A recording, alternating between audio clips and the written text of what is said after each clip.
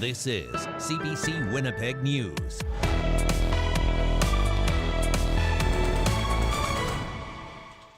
Good evening. Thanks for joining us. A man is looking for answers after he says his right leg was to be amputated due to an infection, but he came out of surgery with his left leg gone. The procedure has prompted a patient review. CBC's Josh Crabb has the story.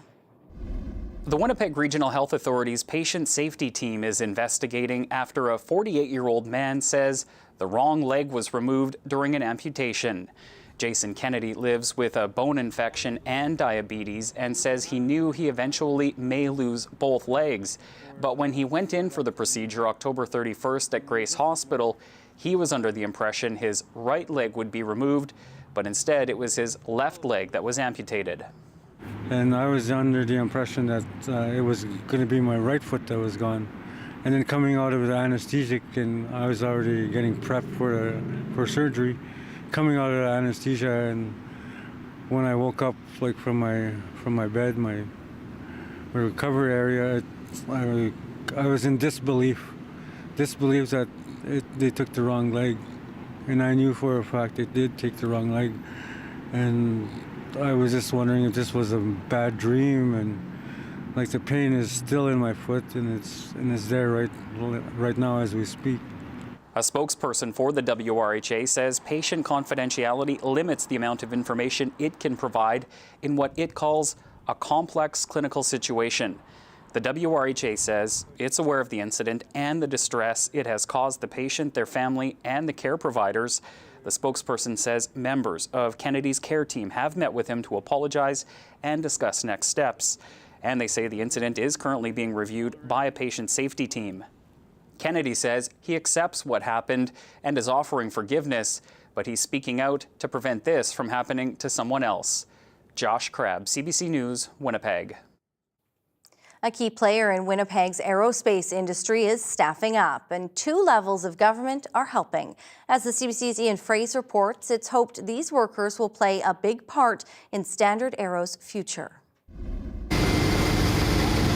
Before these engines can run, the workers have to be trained. Our government is proud to support Standard Aero in their efforts to keep their own workforce equipped with the skills they need to stay on top of the game. The feds and province are offering $500,000. Most of the company's 1,300 employees in Winnipeg will be trained, along with 100 new hires. Dan Vandel is a Liberal MP. It's true that a well-trained, skilled workforce is what is needed to drive Canada and the rest of the Canadian economy into the 21st century. Standard Aero builds and maintains aircraft engines in 50 locations around the world, but no facility is bigger than the one in Winnipeg. Tuesday's announcement builds on what this site can do. Potentially, without this money, we might look to train people in another jurisdiction, maybe outside of Winnipeg. Manitoba's premier says Standard Aero helps the province's reputation, especially after the U.S. elected a president who's promised to punish other countries with tariffs. This investment today really allows us to say that Manitoba is a crucial partner in helping to advance the security interests of Canada, the U.S., and of course, all of our allies. Another way Standard Aero hopes to show its worth, building engines for the military's new F-35 jets. It's bidding on the contract. Standard Aero wants to put their best foot forward with the Winnipeg location, given our history of supporting the Royal Canadian Air Force for over 50 years here in Winnipeg, and as our specialization in defense. If Standard Aero gets the contract, he says it'd create jobs in Winnipeg for 50 years. Ian Fraser, CBC News, Winnipeg. Mounties are still trying to piece together the time leading up to the death of Xavier Skylin Butler. On the weekend, officers fanned out across Ashern, knocking on doors and asking for any information on the child's death. In June, her partial remains were found inside a barn in the RM of Gramdale. Her death is believed to be a homicide. Police say she was between 1 and 2 years old when she died, but they're trying to get a better sense of when exactly she was killed. RCMP say they're thankful to community members who've been cooperative and willing to speak to police. Officers are continuing their outreach while searching for answers. The trial of a Manitoba priest charged with sexual assault started today, with testimony from the now 9-year-old girl behind the allegations. CBC's Caitlin Gowerluck was in court. The girl clutched a stuffed animal in the witness box today as she answered questions about the priest who she says sexually assaulted her last year. The girl, who can't be identified because of a publication ban, said she remembers feeling scared as Arul Savari allegedly walked her to his bedroom inside the church. Court was shown video of a statement the girl gave after the alleged incident. She says Savari kissed her, took his clothes off, and told her he loved her. Savari sat behind a screen in the courtroom, which prevented the girl from seeing him while she testified. Savari's lawyers say he denies the accusations. The defense suggested the girl and her sister were supposed to get paid to help clean the church that day. But when her sister didn't show up, Savari sent the girl home, which his lawyers suggested made her upset. The trial continues Wednesday. Caitlin Gowerluck, CBC News, Winnipeg.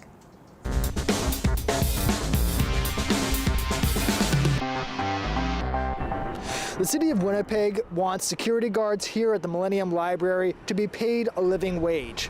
The city made a living wage a requirement for bidders on a security contract that was posted online. But just last month, councillors rejected a motion that would have made a living wage a requirement for all city employees and contractors.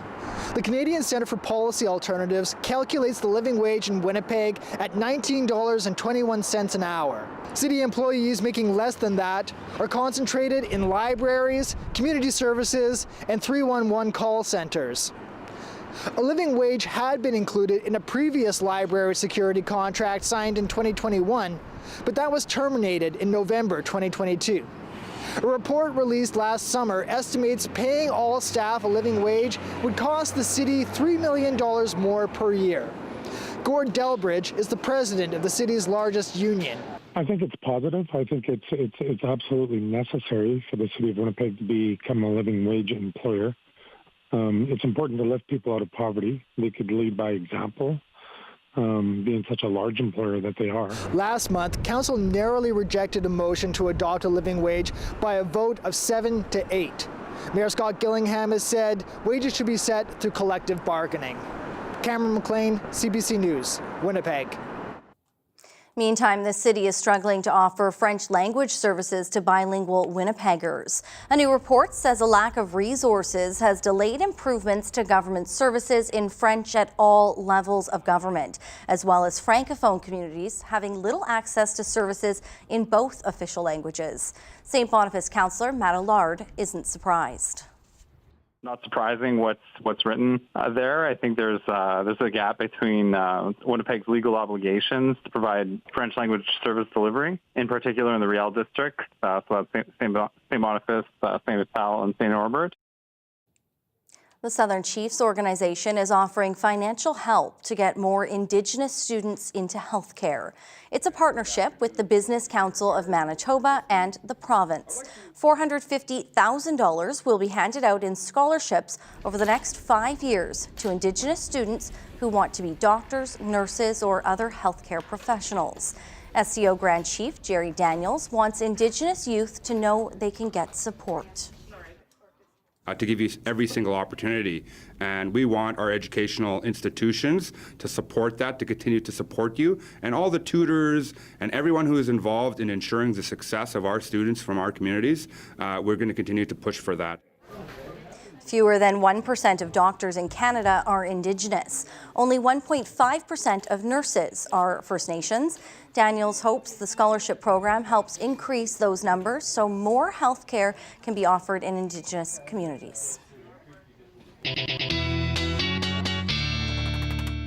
Let's bring in weather specialist Riley Lachuk now. And Riley stepped outside this morning. It was chilly and boy, oh boy, was it windy. As forecast, I know, one of those days to hold on to your hats. Yeah, it was a windy one out there. Here's some of the numbers. Peak wind gusts from the morning into the afternoon hours today. Winkler, 54 kilometer-an-hour winds. You can see where we have some of these purples and these blues where we really did see some of those strongest winds. Winnipeg, as expected, getting winds 30 gusting 50, but we did get the odd gusts 60 and even 72 through the afternoon hours. Lighter back to the west, but certainly into northwestern Ontario as well, seeing some very gusty conditions today. Another above seasonal day.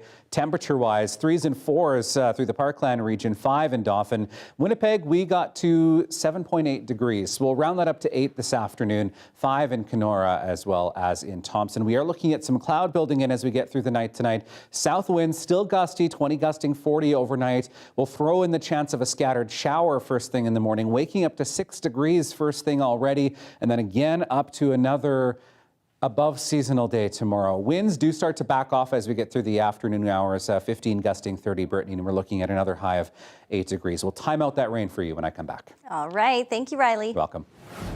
Pushing for an all-season road in a fly-in community where fuel and food cost more. I'm Josh Crabb in Poplar River First Nation. I'll tell you where plans stand to extend the road to the community and what leaders are saying about the benefits and the challenges.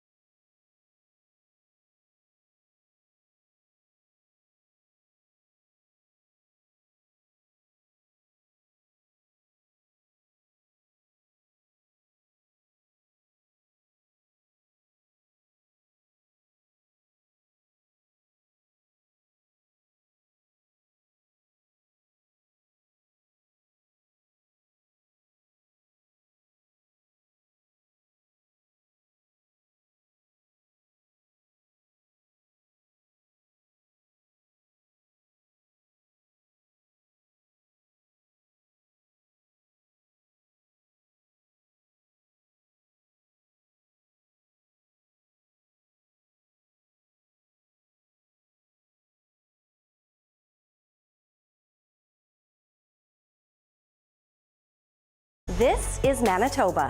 And this is Manitoba on your smart TV, because CBC News is now streaming local. Get local headlines, weather, and community notices, plus newscasts and live programming on your favorite connected device, all for free. It's called the CBC News Manitoba streaming channel. See your community on your connected TV and mobile devices. CBC News Manitoba, your local news streaming channel, now available.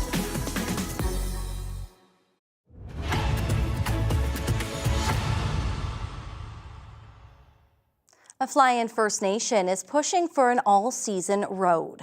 Poplar River First Nation is on the east side of Lake Winnipeg, where costs for critical supplies are higher than in southern Manitoba.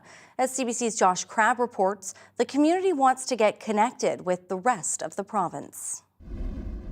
This clearing is one of the only ways to get in and out of Poplar River First Nation. It's the access point in the remote community to a road that can only be driven on in the winter.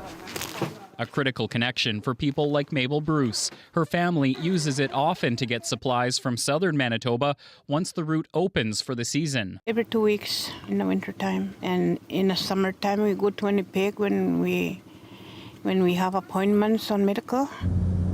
Trips in summer to Winnipeg, which is about 350 kilometers south of Poplar River, have to be made by plane. But bringing back materials can cost people extra for overweight baggage. Some supplies also come into the community by barge.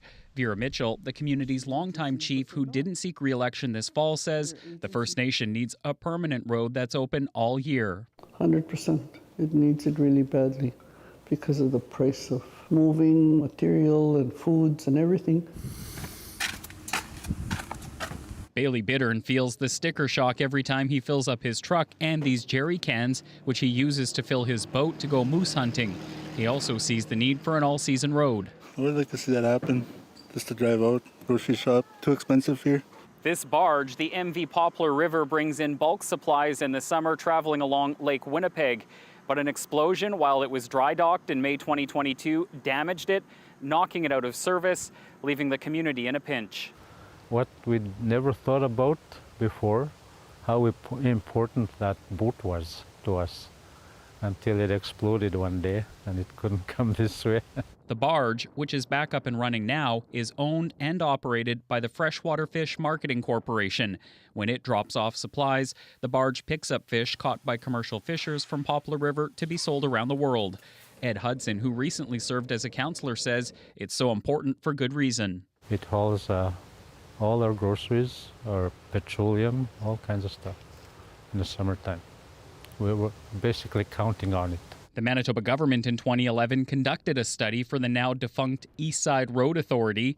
The cost at that time of extending the all-season road that now runs to Barons River First Nation, an additional 93 kilometers to Poplar River First Nation, was estimated to be $317 million. Transportation Minister Lisa Naylor says the province continually assesses expanding its network of all-season roads, but based on other projects, those costs have likely tripled. And there is no way that this province could pay for that project without a lot of help from the federal government.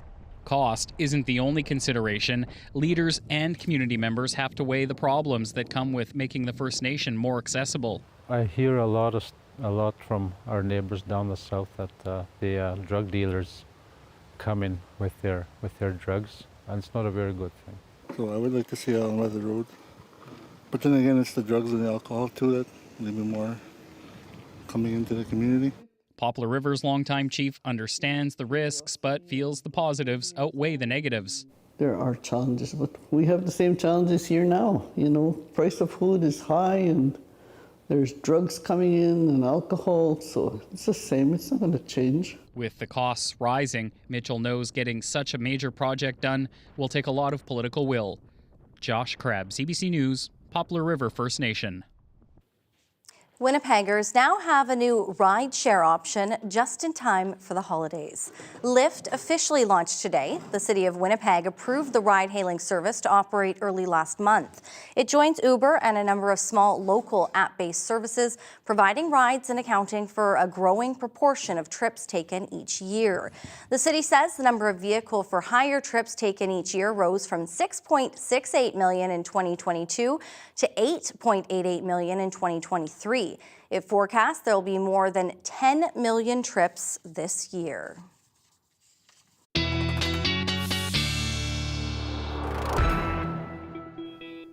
And Riley's back now. Riley, you know, the more options we have for that safe ride home, especially around the holidays, when we have all those holiday parties that people are starting to get organizing and thinking about, the better we have. We're just missing the snow. I know. And you know what? I'm okay with it. It's not so bad. I'll take it. I have some numbers. I love it. Okay. I love the stats. Here we go. So it has been 206 days since we had our last measurable snow in Winnipeg. That happened on April 19th of last year. I did look at some stats from the last 30 years.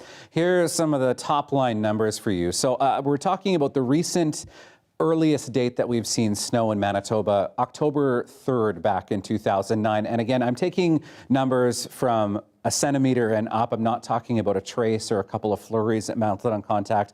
The earliest snow that actually stayed on the ground for any amount of time. Yes, we did see some years where the snow did melt and then come back a little bit later in the year. The latest recent snow being 2001 at November 29th. So on average, we usually see that snow that sticks around toward the end of the month of November. And it looks like, at least in the long range, we don't have that measurable snow in our long range for the Winnipeg region just yet. I know we did see some through those higher elevations through the Riding Mountains over the weekend, but mainly what we're looking at in the long range for Winnipeg is a rain event, at least right now. So clouds have built in. We've been really under that mix of sun and clouds throughout the day here in southern Manitoba. If it wasn't the wind, yeah, we did a little bit of everything today. And we're looking at things starting to change once again as we get into the day on Tuesday. So putting this in motion here, an area of low pressure bringing some snow to far northern Manitoba. This cloud cover starts to move in again overnight tonight. This along another little bit of instability that will bring the best chance of some showers into the early morning for southern and central Manitoba. The Brandon region kind of spared from this, but through the northern Interlake, some of this will drop down a little bit closer to the Winnipeg region. So a slim chance of some scattered showers through the early morning. The best chance, though, comes later in the morning into the early afternoon for places like Piney, Sprague, and into northwestern Ontario. We clear behind that for Wednesday. Into Thursday, clouds build in again ahead of another system, another area of low pressure that'll track in. This one, at this point, at least tracking further to the north, so not having a direct impact on Winnipeg, but we could see some snow and some rain later into the week as we get through parts of central Manitoba, which will keep an eye on that. So in terms of rainfall, this takes us out to Friday morning, 2 to 4 millimeters of rain through that Parkland region. Again, temperature dependent, especially through the early morning. Some of this could be some wet snow. Through the next 24 hours, at least looking at about 4 to 5 millimeters for parts of northwestern Ontario. In terms of your wake-up temperatures tomorrow morning, looking at temperatures around the freezing mark, 2 for Brandon, 4 for Winnipeg, up to 8 tomorrow afternoon, Brittany. We're looking at a 6 for Thursday. And then, yeah, I know, we have a Santa Claus parade happening on the weekend. We have a chance of some late day showers. I'll keep my eye on that. Maybe a couple of flurries first thing in the morning on Sunday. You know what? As much as I don't want to say I'd like to see snow, it would be fitting if it came on Sunday, bringing Santa into the city for that as well. But it just means that people need to bundle up and make sure they've got their rain gear with them. I'll try my best. All right. Thanks, Riley. You're welcome. Well, we have much more coming up. You're watching CBC Winnipeg News. Stay with us.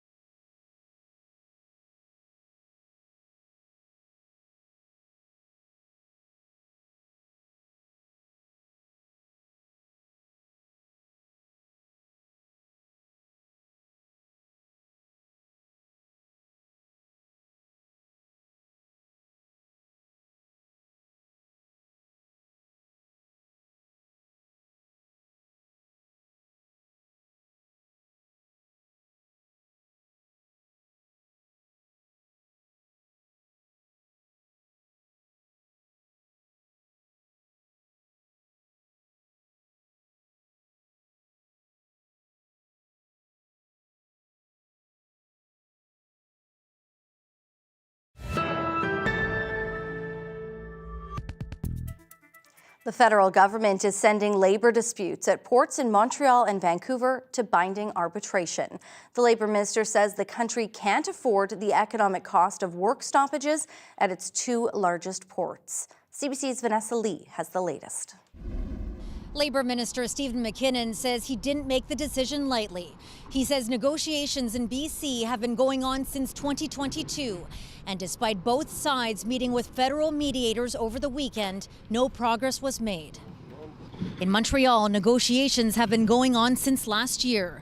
The Maritime Employers Association locked out nearly 1,200 workers after they rejected the latest offer. McKinnon says negotiated agreements are the best way forward, but, quote, "We must not allow Canadians to suffer when certain parties don't fulfill their responsibility to reach an agreement."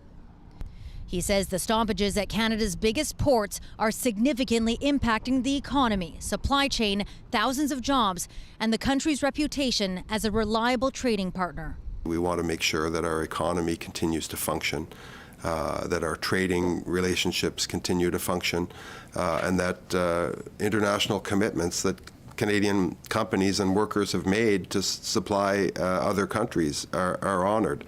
Here in Montreal, the union representing longshore workers calls it a dark day for workers' rights. In a statement, it says collective bargaining is a constitutional right, and Canadians should be very concerned. Vanessa Lee, CBC News, Montreal. Meantime, Canada Post workers could be off the job as early as Friday. The union and the corporation have been bargaining over a new contract but have yet to reach an agreement. Nisha Patel looks at what a strike there or a lockout could mean. It's the busiest time of year for Canada Post leading up to the holidays, but postal workers are preparing to walk out. We're fighting, for fair wages. We're also fighting for improved health and safety. We're fighting to retire with dignity. After a year of negotiations, the two sides are still far apart. If they don't reach a deal, the union will be in a position to strike just after midnight on Friday. Obviously, we'd prefer to get an agreement in the next 72 hours and put this behind us and try to build back our holiday volumes. Wages are one sticking point. Canada Post has offered an 11.5% pay bump over 4 years. The union is pushing for 23%. Canada Post has also proposed expanding delivery to weekends, which the union has resisted. For now, the federal government won't step in. We will make every effort possible to keep them at the table and keep them talking, and we hope to achieve a negotiated settlement there. Canada Post said a strike would further strain its finances. The Crown Corporation has lost $3 billion since 2018. For small business owners like Don McCowan, the timing of it all couldn't be worse. It is drastic. Well, 45% of our business goes out through Canada Post. So if all of a sudden we can't ship that 45%, you can't meet your overhead. This is the time of year when he sees the biggest demand for his toy models. He says half of his revenues could disappear. We have no backup for the simple reason that backup is very expensive. The courier companies charge a lot more. During past labor disputes, the union has used rotating strikes to minimize disruptions. A full national strike is also on the table. That would shut down operations entirely. Nisha Patel, CBC News, Toronto. Food bank workers across Canada say they've seen a surge in the number of clients since the pandemic. Today, a report from the country's largest city shows just how widespread food bank use has become. Food banks are seeing 1 million more visits this year than the last, bringing the total number to nearly 3.5 million from April 2023 to April 2024. And it's a surprise who's going. 59% have a post-secondary education. Half of the clients have full-time employment. They've done everything right. They went to school, they got a job, they're working hard, and yet they still have to make use of food charity. The head of Daily Bread Food Bank says the food bank anticipates its reserves to be depleted in the next 18 months, saying they'll have to reduce the amount of food they're able to give out. 1/4 of food bank clients in Toronto are children or youth. The head of the Church of England has resigned. Justin Welby says he failed to investigate allegations of abuse by a volunteer at a Christian summer camp decades ago. The British Prime Minister reacted to the news. And my thoughts, as they are with all of these issues, are with the victims here who have obviously been failed very, very badly. The resignation of the Archbishop of Canterbury follows a report criticizing him over his handling of the allegations. It said the volunteer subjected more than 100 boys and young men to what it calls, quote, brutal and horrific physical and sexual abuse over a 40-year period. Much of it was in Africa. Welby became Archbishop in 2013. He presided over the world's 85 million Anglicans. The election of Donald Trump as U.S. president has emboldened hardliners in the Israeli cabinet. The finance minister says he'll push for Israel to annex parts of the occupied West Bank. Sasha Petrusik reports. Israel has signaled that it is interested in annexing, seizing the land that's underneath about 150 of its settlements in the occupied West Bank. These settlements are considered illegal under international law, but they've been expanding rapidly. The territory is an area that belongs to Palestinians under that law, but has been gradually coming under the control of various Israeli groups. They've been building communities like the one over my shoulder here on that hilltop, and they have effectively dotted the West Bank with these areas that are not legally under Israeli control. Well, yesterday, one of the key cabinet ministers, who also happens to be a settler himself, Bezalel Smotrich, he said that he's asked his officials to draw up plans to annex the land under these settlements. And the Prime Minister today, Israeli Prime Minister Benjamin Netanyahu, said that it is time to discuss how they can become part of Israel now that Donald Trump is going into the White House. Donald Trump is considered a friend of Israel. The last time he was in power, he allowed Israel to claim sovereignty over the occupied Golan Heights in the north. He also recognized Jerusalem as Israel's capital, something that under international law does not apply. However, this time they see Trump coming into the White House and saying that they will try to push him to recognize these settlements as well. The settlements, of course, have been very controversial among Palestinians here. Over the past months, the number of attacks by settlers on Palestinians has increased, and the tension between the two sides has only grown. Sasha Petrusik, CBC News, Ramallah. Meantime, Donald Trump is wasting no time assembling the team he wants around him when he launches his second term in the White House, potentially with some of his failed party opponents beside him. CBC's Katie Simpson has details. Donald Trump is working to ensure his team is ready to go the day he returns to the White House, selecting Marco Rubio, the senator from Florida, to be his Secretary of State. Trump and Rubio were rivals back in 2016 as they fought over the Republican presidential nomination. Little Marco Rubio, he's a total disaster. They've since made up, and Rubio has extensive experience on the Senate Foreign Relations Committee and is considered a hawk on China and Iran. The former governor of Arkansas, Mike Huckabee, will be the U.S. ambassador to Israel, a pivotal role as Trump reaffirms U.S. support for its ally. South Dakota Governor Kristi Noem will head up the Department of Homeland Security. She's a rising star within the Republican Party, but faced criticism for admitting to killing her 14-month-old dog because the dog wasn't good at hunting. And Florida Congressman Mike Waltz will be Trump's new national security advisor. He's a staunch Trump loyalist who has criticized Prime Minister Justin Trudeau in the past, promoting Pierre Poilievre on social media, writing, "This guy is going to send Trudeau packing in 2025 finally and start digging Canada out of the progressive mess it's in." Some Canadian leaders are working to make sure they too are ready for the new Trump administration. Ontario Premier Doug Ford suggesting Canada get in Trump's good graces by cutting Mexico out of the updated North American Free Trade Agreement, punishing Mexico for skirting the rules of the agreement by accepting cheap Chinese-made imports.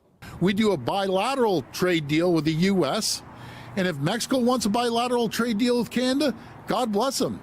But I'm not going to be drawn down with these cheap imports taking men and women's jobs from hardworking Ontarians. Prime Minister Trudeau isn't shutting the idea down completely, noting that most allies have a problem with China's trade practices. Katie Simpson, CBC News, Washington. Former BC Premier John Horgan has died at the age of 65. He was a key part of BC politics for decades. He led the province for 5 years as Premier, the longest term ever by a member of the NDP. Horgan was also provincial NDP leader for 8 years and served as an MLA for 5 terms. He retired as Premier in 2022 and then became Canada's ambassador to Germany. He was diagnosed with cancer for the 3rd time in June. Now to an update about the controversy that erupted around the Canadian national women's soccer team at the Paris Olympics this summer. Bev Priestman won't return as Canada's women's soccer head coach after an investigation into a drone flying scandal. I can't imagine Bev Priestman's going to be coaching the national team in the future. No matter how well the Canadian women's team does in the future, this will be their shadow. And so maybe that's the punishment going forward, right? Coaches losing their jobs and technicians, I don't know, we'll have to figure that one out.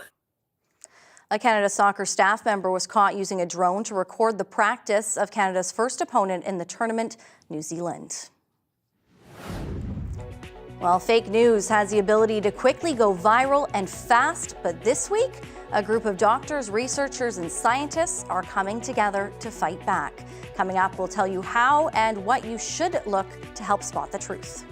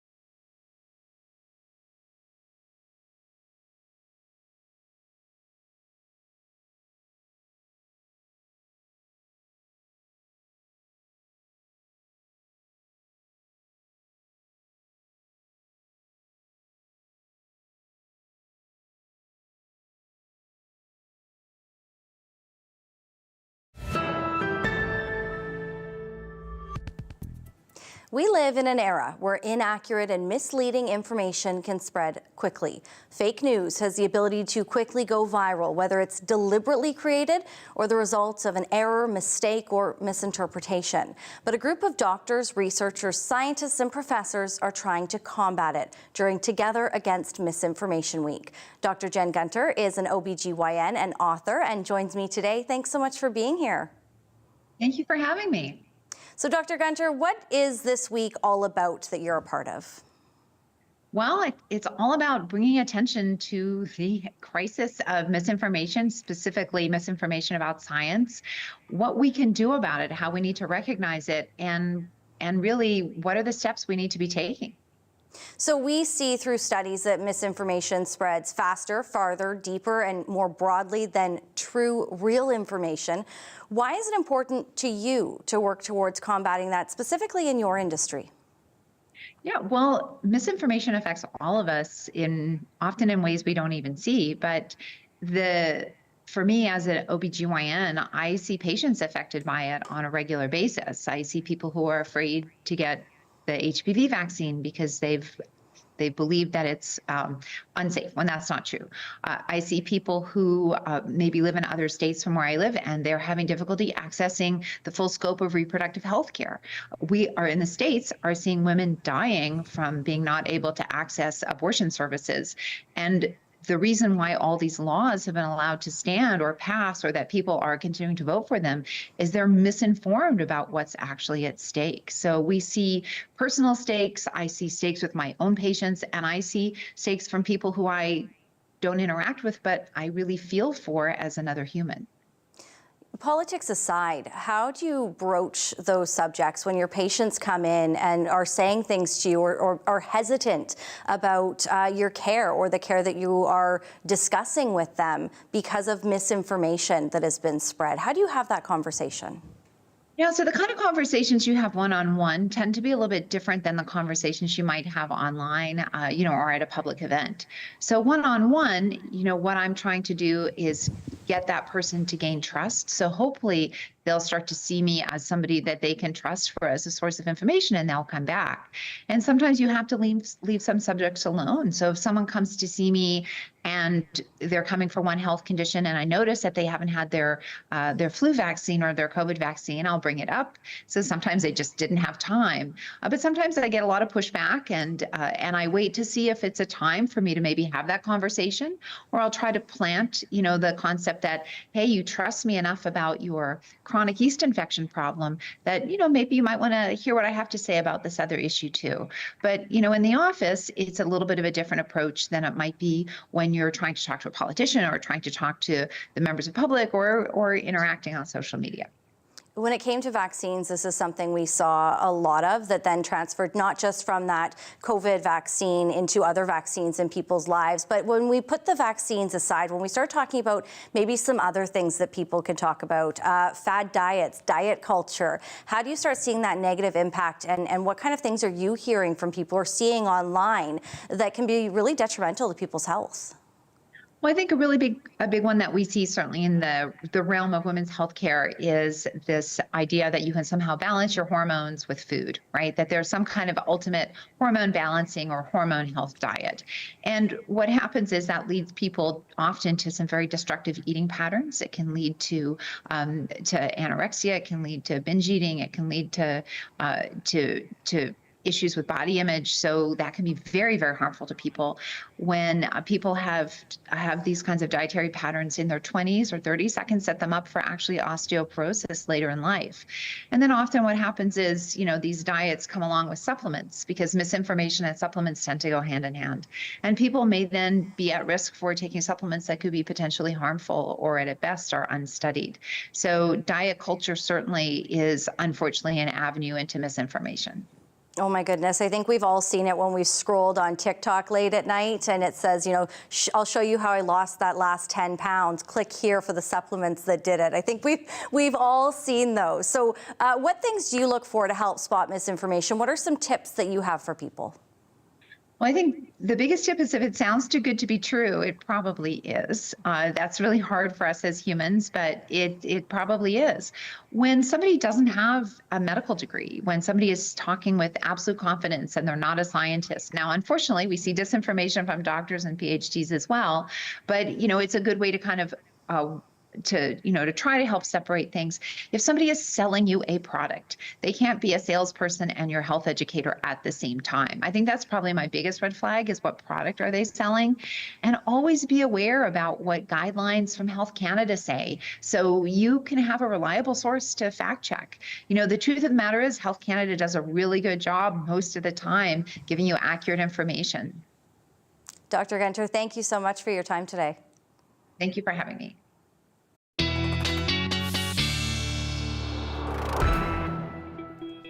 Some good tips and tricks on how to spot misinformation. We see it a lot. We do.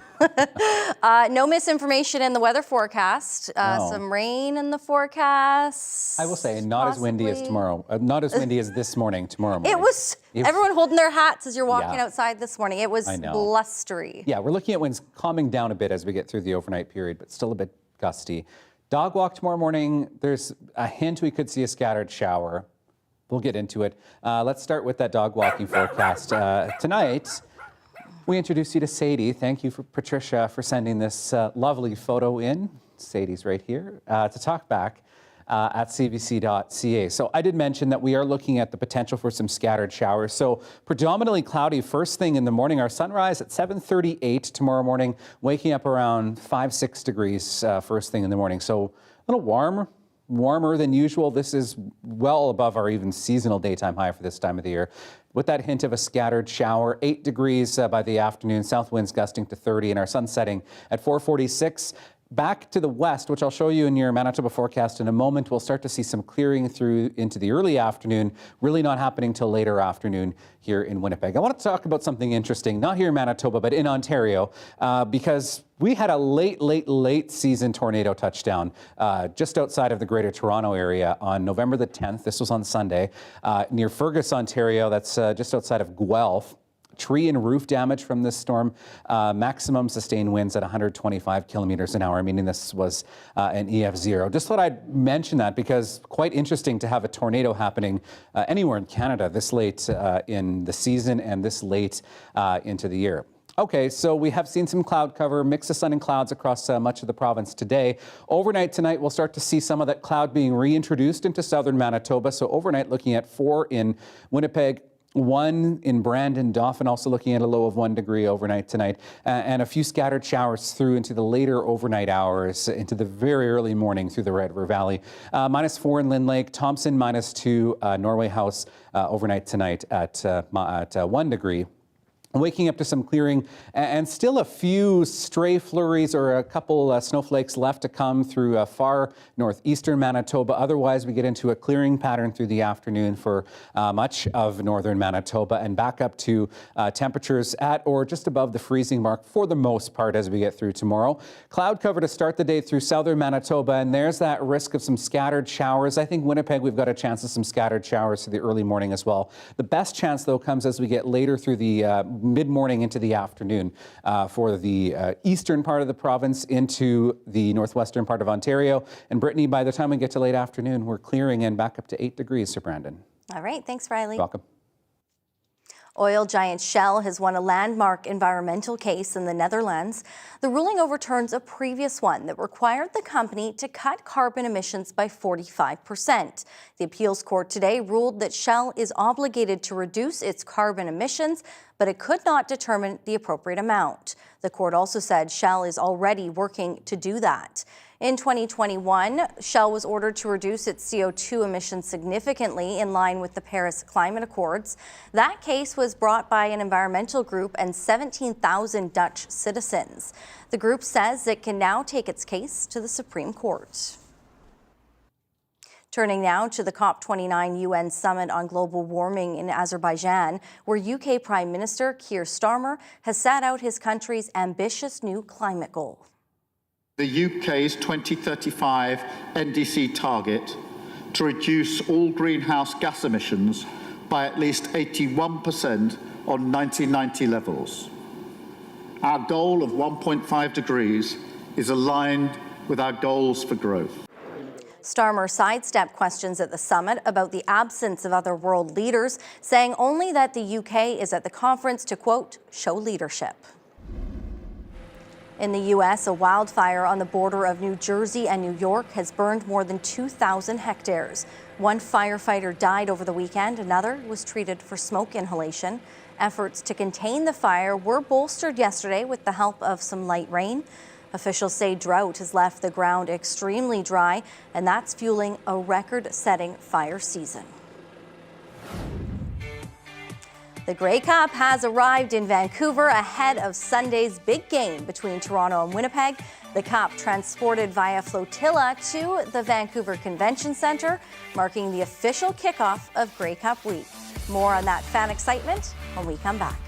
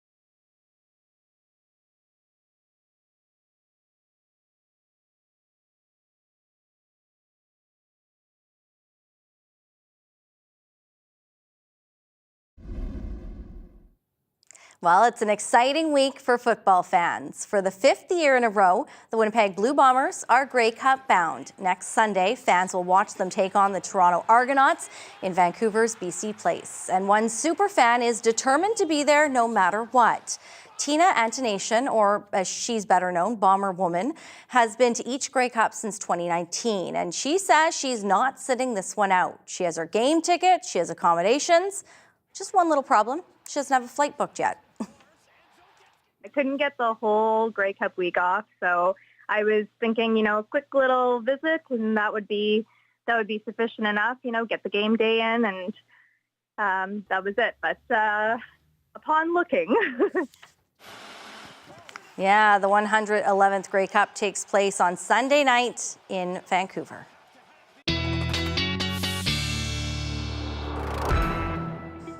And I want to see your pets dressed up so I can feature them on the dog walking forecast in Grey Cup gear. We have a few days to go before that yet. 8 degrees in Winnipeg tomorrow. Normal high for this time of the year, -1. And our overnight lows aren't even getting that low as we get through the next several days. 6 for Thursday. We do see a chance of some late day showers into Saturday. Turns into a chance of early flurries on Sunday morning. And then we still stay warm as we get into early next week. 5 degrees for Monday and 3 on the way for next Tuesday. Mainly sunny skies on the way. And watch for a bit of wind on the weekend. Well, Rubik's Cube fans squared off at an event in London to celebrate its 50th birthday. The history of the humble yet mind-boggling combination puzzle is our daily lift.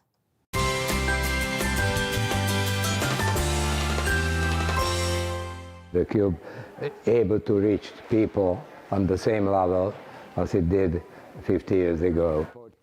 That's Erno Rubik, the Hungarian architect who invented Rubik's Cube back in 1974. Now, by the early 1980s, the tricky combo puzzle had become a cultural phenomenon. In total, about 500 million cubes have been sold. So fans competed in puzzle-solving races, hoping to break the current world record of, get this, 3.3 seconds to solve that Rubik's Cube. By the way, here's another stat for you tonight. There are just over 43 quintillion possible combinations and orientations for the 26 different components. I can't even do one of them. I can't even do one of them. You're right. I will say my 9-year-old nephew thinks he's a genius at them. Well, I have yet to see him finish one, but he sure tries. I have yet to finish A for one effort. too, so yes. Have a wonderful evening. We'll see you back here tomorrow. Yeah.